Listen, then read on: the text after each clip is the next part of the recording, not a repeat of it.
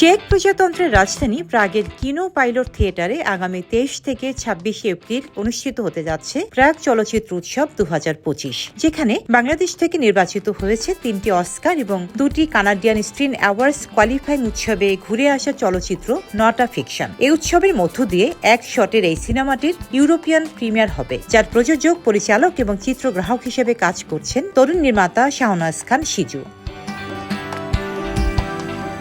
পুরস্কারের জন্য not a ফিকশনকে লড়তে হবে 2025 সালের অস্কার জয়ী সেরা লাইভ অ্যাকশন স্বল্প দৈর্ঘ্য চলচ্চিত্র I am not a robot এবং অন্যান্য দেশের ছবিগুলোর বিপরীতে। ইউরোপের অন্যতম গুরুত্বপূর্ণ এই উৎসবের বিশেষ একটি বিভাগ হচ্ছে ভয়েসেস অব ডিস্ট্যান্ট ল্যান্ডস। এই বিভাগটি এমন সিনেমাগুলোকে সম্মান জানায় যা প্রচলিত ধারা থেকে বেরিয়ে এসে বিশ্বের গুরুত্বপূর্ণ সামাজিক ও মানবিক ইস্যুগুলো নিয়ে নতুন দৃষ্টিভঙ্গি উপস্থাপন করে।